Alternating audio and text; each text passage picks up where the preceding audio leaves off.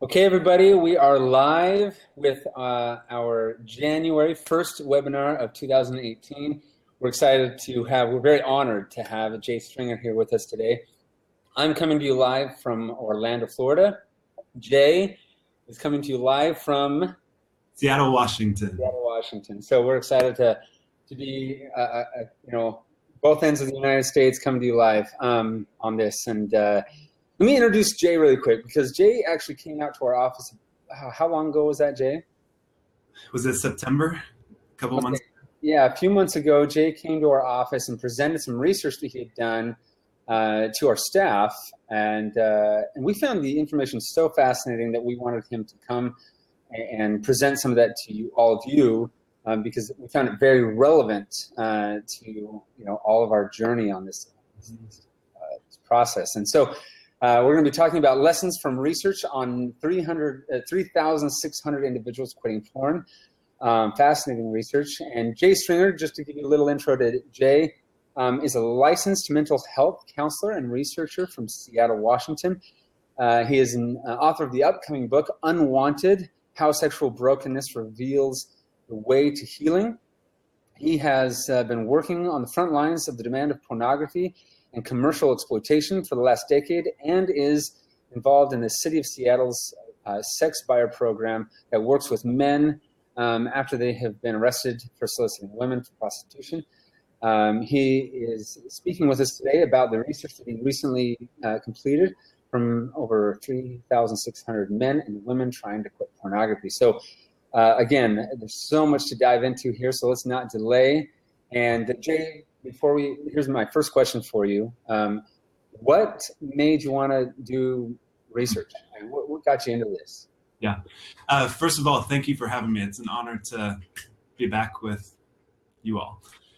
So essentially why I decided to do research is that there's a glut of information out there that tells us what we already know, that pornography is a problem.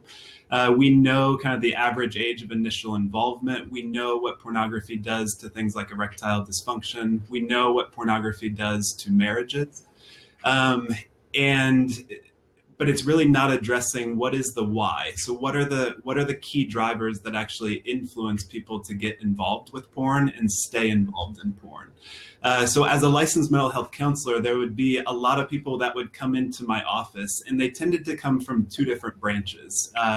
One branch would be that maybe they came from a more conservative upbringing, where there was a lot of kind of militant language around needing to kill lust, needing to stop it, declare war on it, even in some cases. Or you would have kind of clients coming in essentially that had been invited to indulge almost any sexual fantasy as if there was no meaning in them at all.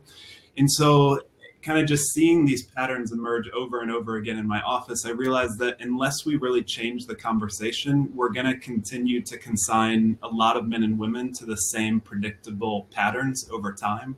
Because the real issue of why do people actually choose porn and stay involved in porn just wasn't being addressed. So that was kind of the impetus to start the research. And I think about my clients when I do the research. So I think about if we can get some primary data on what's driving this whole thing, we can then get the data and then return it back to them, just like people that subscribe to Fortified, with insights that will really aid their freedom. So really about my clients, about kind of so many people that are involved in unwanted sexual behavior.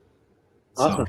So you found that men had a very significant kind of predictor porn use for struggling with this.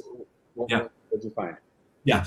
So I'll get into that in just a minute, but before I kind of start there, I think the macro thing that I really want kind of people to kind of think about is it possible that your unwanted sexual behavior, be that pornography, kind of desire for an affair, whatever that is it possible that these things are actually not random or capricious? And so that's what I often find as a clinician, is that the unwanted sexual behavior that we're involved in continues to persist because it's really an invitation to address a lot of the formative stories that have marked our lives. And so a lot of people, come in to see me out of crisis. They come to Fortify because they're really wanting to stop something. And there's this really, really beautiful paradox in the healing world where you come out of shame, you come out of crisis, but then on the other end, you end up healing so many of the parts of yourself that need healing, and you end up discovering so much of who you're really wanting to become. So that's kind of the overarching thing that I want to kind of just be clear is that our sexual behavior is not random. And so that's kind of to your question, that's what we found with, this was only true specifically of men. So there's a survey scale that basically looked at a lack of purpose. So that could be, you felt like the work that you did was meaningless. You felt like you had no purpose in life. You were dealing with feeling like you were a failure much of the time. And what we found is that men who answered 4s and 5s on this scale of feeling like really, really acute, legit lack of purpose, they were 7 times more likely to increase their pornography use. So lack of purpose created your increase in pornography by a factor of 7. That's significant. Yeah, immensely significant. Yeah. That's super interesting. So, and people find purpose in a lot of different ways, from a lot of different places. Yeah. Of those that felt like they had no purpose, did they, was there specifics that were indicated in the survey as to was it they felt lack of purpose at home, at work, spiritually? What were those things? Yeah, it was primarily that they looked back over a lot of their life and saw failure. They felt like they didn't know what to do next. They felt like a lot of the work that they were doing day to day in their careers was meaningless. And so that really drove a lot of pornography use. So a lot of the ways that I think about that is my family. I have a wife who's also a therapist and 2 kids. We were in a rental unit in probably about 1.5 miles from where we're renting now. Seattle is just booming. It's exploding. It's expensive. And one of the things that happened is we were moving out of our old house that was about to get torn down for new development. And we had left the house for about a week. And then we went back to try and retrieve some of the items from our house. And I'm walking up to the house and I see this kind of I get this ominous chilling feeling. I'm like, what is happening to my body? And I look up and there's a guy that's actually squatting inside of our house that just starts shaking his head at me. And I'm like, I'm not going back in there to retrieve some children's walker or whatever I was going back to. And what I found both in the research and as a clinician is that I think about pornography as a squatter. That there's a sense of, we see this with, I think it's Nielsen net ratings has that the average American watches 4.5 hours of television a day. We know from Nielsen that I think that we're actually exposed to about 11 hours of media a day as well. And so we have basically no idea of who we are, but we're watching a lot of things. And so if you don't have a sense of purpose, a sense of who you are, the pornography of the squatter of pornography, the squatter of TV, the squatter of just Netflix is going to be really disproportionately appealing to you. And so much of what I find the journey with men is that there's a level of, we don't know who we are as men. We always look in some kind of narcissistic way to look for something outside of us that reflects back to us who we are. So that could be a symbol like a Mercedes, that could be a symbol like I've made it in my career. And so we're always looking for something that gives us a reflected sense of self. And when we do that, we kind of set up this scenario where we have no idea who we are, and then other people are more successful than us, other people have jobs, spouses, whatever that is, and there's really something that emerges within us that says, I have a lack of purpose and I can't really accomplish too much. And so then pornography becomes really, really appealing to those people because pornography is really a world without risk, that you can kind of search for whatever you want to find and there's no failure, there's no intimacy. And so you're really able to kind of find this little box of life that you have a sense of direction, you have a sense of accomplishment and And power. control, right? Because you might feel out of control in a lot of other areas of your life, but with porn, like, people reported that they can have control there at least. No, totally. Yeah. And so I think part of what this indicates to me as a clinician, as a researcher, is that we have to widen the definition of the word integrity. So integrity is often kind of a word used for sexual integrity, at least in some of the circles in my background. But I think we have to kind of say integrity is a whole life issue. It's an issue of, do you know the purpose in your life? Do you have a sense of the goals that you want to achieve? Do you have integrity to knowing how to pursue those things? Because if you don't have integrity across the board to address some of the areas of struggle, whether it's sexual or vocational or relational, then again, that necessitates the role of pornography. So it's really, I think, an indictment to men of, this is what we're dealing with, that there's a lot of people with a lack of purpose, but it's also this really profound invitation to learn who you really are. How do you think this applies to women? Obviously, we have women attending this webinar and listening to this, and they're probably nodding their heads. Yeah, I can see that. Do you think that research applies to them as well in any way? The findings, it's not that it wasn't significant for women. There was definitely some percentage increase, but it wasn't nearly to the degree that men had. So shame, as we'll talk about soon, was actually a much larger factor for driving women. Women, that's right. That's yeah. Right. Remember that from your presentation. So how does one, and we have some material in Fortify that addresses building meaning and purpose in one's life, and we have an inventory that addresses that, because we have also seen in our research that this is a predecessor for a lot of people struggling. And it's also, not only is it a predecessor, but it's also something that can help people get out of pornography, finding that meaning and purpose, developing that purpose and goal-driven, achieving focused mindset can really be a huge contributor to one's success. Yeah, Clay, that's so well said. Yeah. I mean, that's the pivot around, like, a lot of times we get into this behavior and we feel like it reveals so much about our shame, so much about, like, whatever we've kind of deemed pornography to be in our lives. But when we kind of look at what's driving this, it is that invitation to find purpose, to discover who you really are.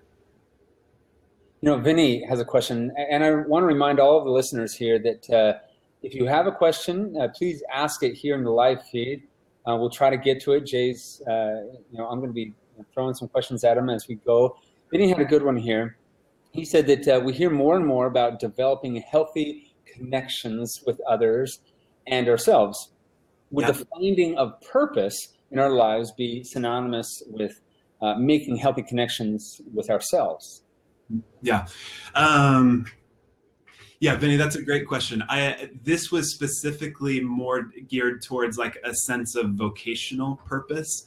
But a lot of the data that we'll come to probably a couple minutes from now is actually the role of connection that plays. Because absolutely, connection, having a sense of purpose within community, within a sense of friends, is absolutely one of the key ways to kind of mitigate your involvement in porn. Awesome. Yeah. Okay. Well, we'll come back to some of these other questions, but I had another question here. You found that shame predicts porn use, and we kind of hinted toward that earlier. Talk about what the research showed around shame, because I found this extremely fascinating. Okay. Yeah. So, I mean, to begin with, I think what we have to kind of, like, think about is if you have a kid, if maybe a nephew or just like a toddler, to really kind of begin to get a sense of, like, when we're born, when we're 1, 2, 3 years old, we grow up kind of looking for someone looking for us. So I think I came across this with my son. We were reading James and the Giant Peach. And when James kind of goes into this, I think it's just the peach pit, when he walks through the door, one of the first things that James hears is, "We've been waiting for you." And so we grow up with this very like fundamental drive to kind of look and cue into the face of the other person in ways that they offer delight back to us. And so we, as toddlers are really curious beings. We go out kind of trying to pursue everything in the world. We want to know what's around that corner. We want to know what's over that ledge. And so there's something in us that's deeply curious that wants to go and just explore. And so one of the ways that this is talked about, at least in the psychology world, by a guy named Dr. Alan Shore, is we don't really have too many like manual transmission cars as much as we used to. But if you think about kind of the accelerator, the brake, and then the clutch is really intended to not let the engine just kind of shear off and shut down. And so if you think about kind of just your accelerator, that you're going out exploring in the world, that could be, for the first time that you discover porn, that could be the first time that you discover dirt and gravel and put it in your mouth. We have that sense of we want to explore the world around us. And so the moment that someone comes in to say, stop doing that, which again is really necessary to keep you out of danger, to keep you from being killed. I think about when my son was 3, he was like really into just drinking almond milk out of like champagne flutes and coupe glasses. And like anytime that he was going to have almond milk, he wanted it in like a special glass. So he loved opening the almond milk and doing that. So at least the almond milk that we had a little tab on it. And so it's Thanksgiving time, and my brother-in-law, Dave, hears kind of my son Amos kind of going in the kitchen, making a lot of noise. So he walks in and rounds the corner of the kitchen and sees this 3-year-old with an 11-inch butcher knife, trying to dig into the almond milk to open it. And in that moment, Dave says, stop, Amos, stop. And right when that brake was applied, my son just started crying. He kind of put the knife down and then just kind of crawled into my wife's arms. And so that's really that kind of initial experience of a type of shame, that I'm out there being really curious about my life. I'm really curious about what's out there. Look at this butcher knife. It's sharp. It's going to open something. And then someone applies the brake, and without the kind of clutch of attunement to be able to say, which my brother-in-law is a therapist as well, came back with attunement to kind of say, that was just kind of shocking to see it. How are you, buddy? But when you grow up in systems that are always applying the brake without a sense of kindness, without a sense of you were actually just doing something, which my brother-in-law said of, you really wanted that milk, didn't you? And he's like, I did.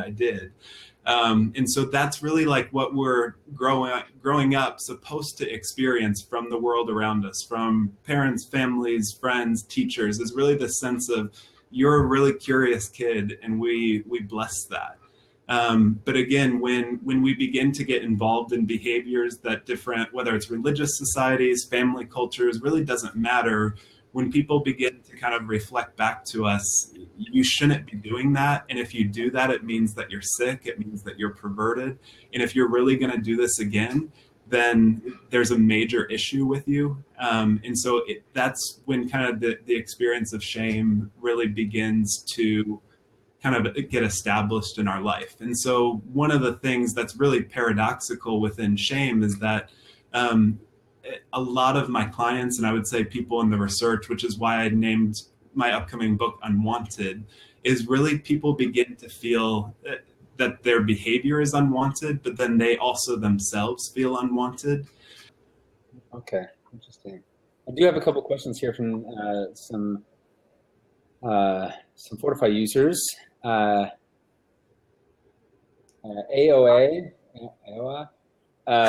says this. She says, I do find it interesting how shaming someone who is addicted to pornographic videos will drive that person to use it more. Which kind of begs the question, and everyone watching this and everyone a part of this webinar, agrees that shame, it can be extremely destructive in this pathway to recovery. Yeah. But how ought we respond or deal with those that are struggling, including ourselves? Um, you know, it's kind of like a lot of us, those that are going through this and that have kind of recognized the harm of pornography, we are that adult looking at the child with the butcher knife. We know the consequences. We've seen it. We felt it ourselves. We've been cut. And Yeah. so it's easy to have these reactions to others that might be going down that path, whether it's your own flesh and blood, a son or a daughter struggling with this, or someone you know dearly, to react with that kind of stop. Yeah. This aggressive, shaming type of an approach. But so I describe it really quick for all the listeners and viewers. Yeah. How should we respond to those that are struggling?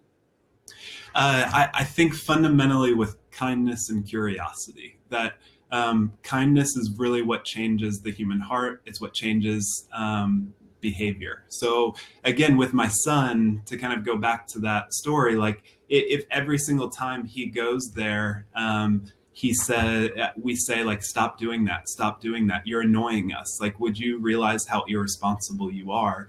We're not actually seeing the beauty of his desire to explore and to understand that. So that's really the point within recovery, is to really begin to kind of get a sense of what's my behavior actually seeking out. That could be beauty, that could be because I feel lonely, but then we need to kind of come back to what are the key drivers, and how do we actually bring kindness to yourself for these things, instead of more and more judgment, more and more shame that you just can't stop doing it. So again, that sense of, so you struggle with porn and you're a man, very likely that you're dealing with a lack of purpose. So let's, instead of just trying to make the singular issue of annihilating lust or stopping it, let's actually change this conversation to the language of, where are you struggling? How can we help you get there? Okay, so let's turn the camera back to ourselves in this. Yeah. Also, with regard to this particular challenge, we often discover that we're not all that unique in our struggle with this. That sometimes we feel like we're, especially among females, as your research also indicates, that they feel like they're the only ones that are dealing with this, the only females, and that's just not true. But this is a very common struggle, and so some of what my research found is that kind of the heaviest pornography users. So I used a Likert scale, which is a very clinical, basically instrument that says to no extent to very great extent. So 0 to 5. And what we found was that those that answered, I view pornography to greatest extent, had a lot of shame. And then they also had a lot of sexual abuse in their background. So it's that question of a lot of times the original shame that is first introduced to us within porn or within arousal then becomes something that we don't actually feel normal unless we're recreating the original experience of what we found. And so if you've known some level of sexual abuse as a child, a lot of times the way that abusers interact with people is that they're reading you. So that's where we get kind of the term grooming, is that trust is often the paradoxical foundation of abuse. So a lot of times, most of people that are abused, they were abused by someone that was really trusted in their family, in their church, in their school. And so what happens when they're initially pursued is that your body actually responds with oxytocin, of someone actually engages me, they're kind, they say that I have a really strong arm, they like my dress, they pursue me as if I really matter. And so when you begin to experience a lot of like life and delight from someone, but then when they begin to change that and they begin to kind of bring you into more sexual touch, your body will often experience some level of cortisol, noradrenaline, and you begin to feel some level of stress for what's happening. And then you may also experience some level of just arousal within that as well, because you've never experienced something like that. So what happens is that initial arousal cocktail gets stamped. And if you don't have anyone to process that with, it basically goes into a petri dish that's sealed and says, I'm never going to talk about this to anyone at any time. So you basically have a lot of just experiences of shame in a petri dish.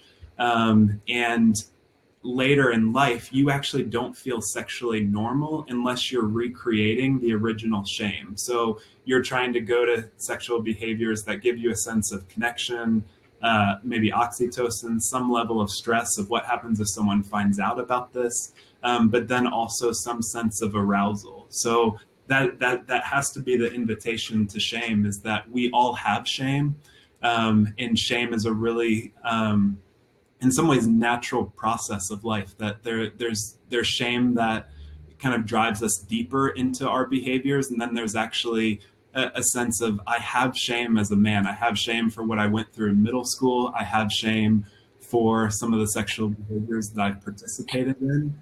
And so the way that we disempower shame is actually turning to face our shame, rather than trying to run away from it. And you can come out of that slide. And so that as a clinician, is so much the way that I work with shame, is that we just kind of have to say there's shame here. And so what does it mean to actually turn towards the shame rather than try and live your life running away from it? So one of the stories that I think about is there's a guy named Andy Casagrande, who is the videographer for the show Shark Week on the Discovery Channel. Okay. He has this really fascinating interview where they essentially say, Andy, what do you do when you're in the waters with a great white shark? And he says, it's really counterintuitive, but you swim directly at the shark with the camera. And people are like, that's terrifying. What are you doing?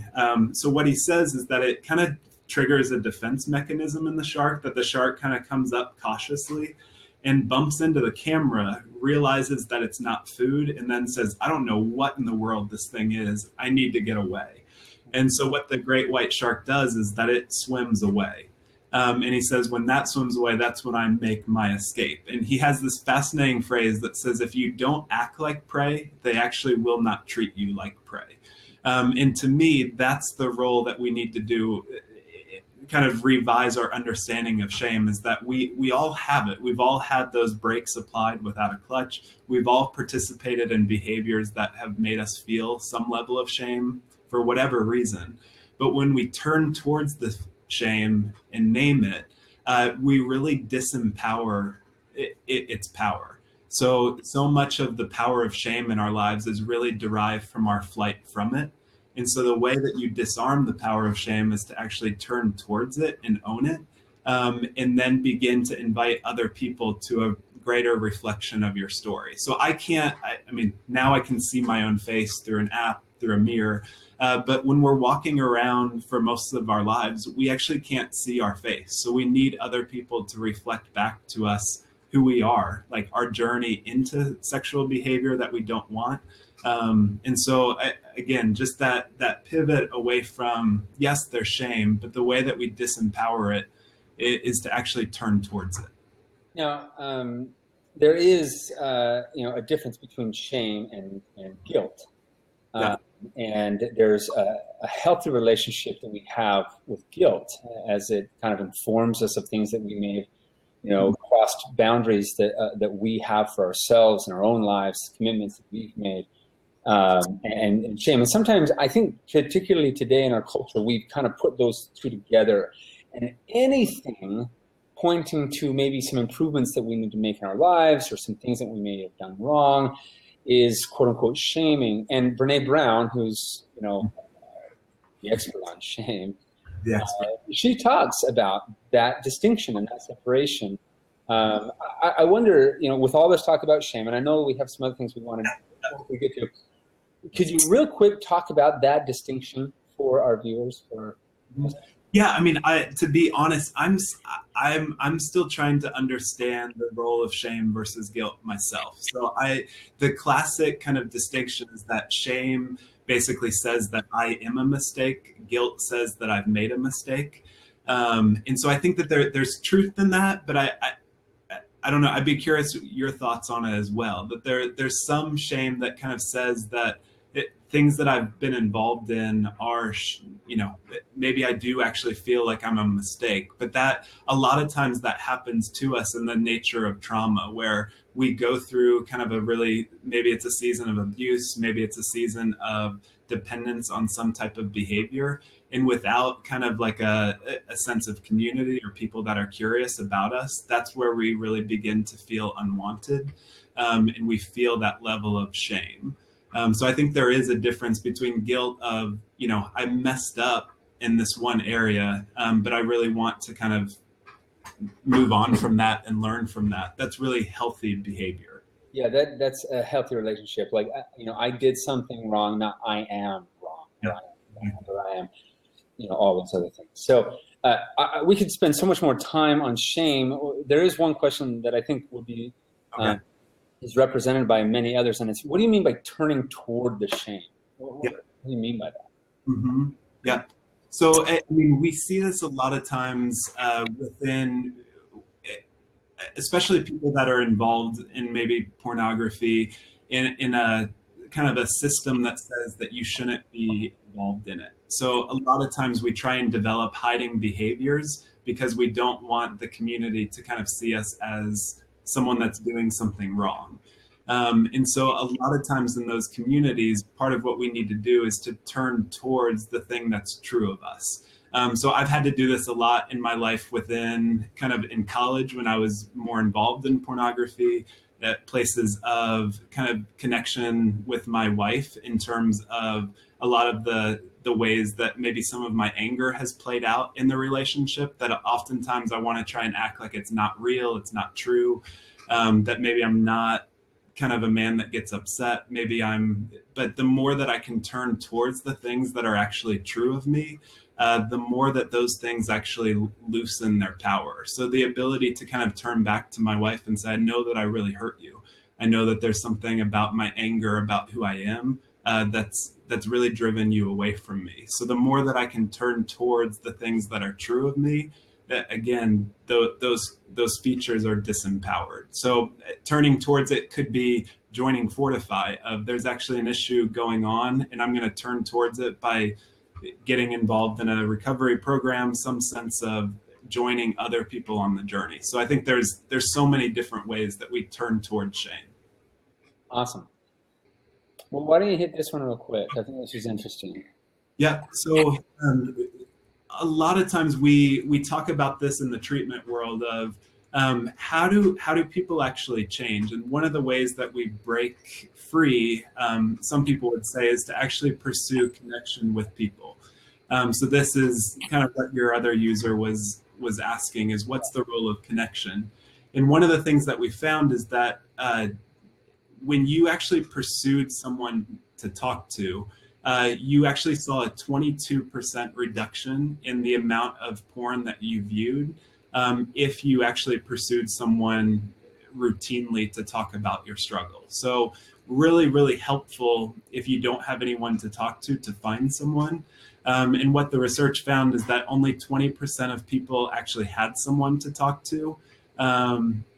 And 59% of people didn't feel like they had anyone to talk to at all. So again, there's different silos of healing that we can kind of address of how do you actually journey out of this. And one of the silos is definitely the role of community and talking, but it's also not a silver bullet. That there's a lot of people that actually do talk often about their struggles, but haven't found a sense of freedom. So you can come out of the slide if you want to. So all that to say, community is really effective, but it's also, it's not the fullness of the journey that we need. Yeah, and I think, it's interesting as we look at the data coming in with Fortify, out of the, thousands and thousands of users in Fortify, we see a slightly higher figure, but 34% of users engage with an ally. An ally is somebody, they sign up through the app or through Fortify, where they can kind of engage and communicate and share data and really get that community, start that community with people in their own world. And there's other support that they can gather through the forums and other things of that nature, but only 34% of the users engage with an ally. Now, that's a higher figure than you mentioned, so that's a good thing. But at the same time, as you indicated, there is an increase in sobriety or an increase in success for those that do engage with an ally or engage with somebody in their life to help them through this. So for those listening that do not have anyone to talk to, again, we're here for you. You can engage with us. We can talk. We can communicate through the forum and other ways. But if you really want to take this to the next level, if you want to really kind of kick this into high gear, your recovery path, from the mouth of Jay and from all of us at Fortify, we highly encourage you to get, talk to somebody, engage with somebody, get somebody into your corner, an ally that's got your back. You will see a significant improvement. And that's from our data and Jay's. Yeah. So, Jay, in the very short time we have left, any last words? And I'll kind of look through to see if there's any last questions. But any last thoughts you have from the data that you've gathered from this? We might have to do a follow-up webinar with you because there's so much more that we didn't talk about. But is there anything else you want to share really quick as I peruse these last comments? Sure. To me, if there's something that I'm trying to invite people to, it's really this role of curiosity and kindness for your behavior. So that's really the way that we transform the parts of our lives that we don't like, is not from running from it. It's not pretending as if it's not there, but to really begin to say, I'm going to listen to my life. I'm going to turn towards the things that I feel shame for, and really begin to engage those differently. And I think what we find, and I would say that this is true of almost every client that I've ever worked with, is that we come into treatment, we come into Fortify, we come into like even talking to a friend and we feel like some level of disappointment in who we are. We feel some level of we failed in some way. But then what we end up finding on the other side is that we actually develop so much of a sense of who we are, and we develop a sense of purpose. So that's what I'm trying to invite people to, is that like your struggle with pornography might be something now, but on the other side to that, sexual struggles, the things that we're dealing with, they're human making machines. That we get to discover purpose, we get to discover community, we get to discover how to heal so much of the trauma from our past. And so to me, that's such the beautiful paradox of healing, is that you think that your behavior means that you're shameful or that something is wrong. But on the other side to that, you actually discover like so much of a kind invitation to learn who you really are and what you want to do with your life. So. Excellent. Jay, a common question that was brought up here is there any place or website or book or anything where people can find some of this research? Is it published anywhere? They would like to kind of dig into it themselves. Sure. I will be publishing more and more on this data, kind of as my book releases in September. So if you go to my website, jay-stringer, stringer.com/book, you can get a free chapter of my book, and you can kind of see some of the findings in there. And then I'll be releasing them kind of through different outlets over the next 8 months or so. Awesome. Well, Jay, thank you so much for taking the time all the way from Seattle, and coming here on this side of the United States from Florida. We're very excited to go connect through technology and share this information with all of our Fortify users.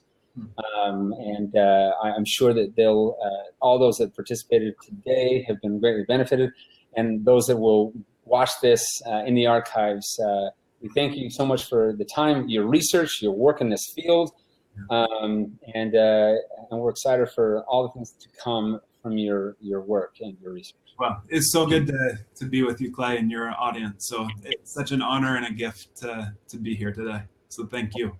Appreciate it, Jay, and thanks for everyone for attending. And we will see you at the Fortify Chat later this month, and check you for the next webinar next month. Thanks, guys. Appreciate it. Thank you. Bye-bye.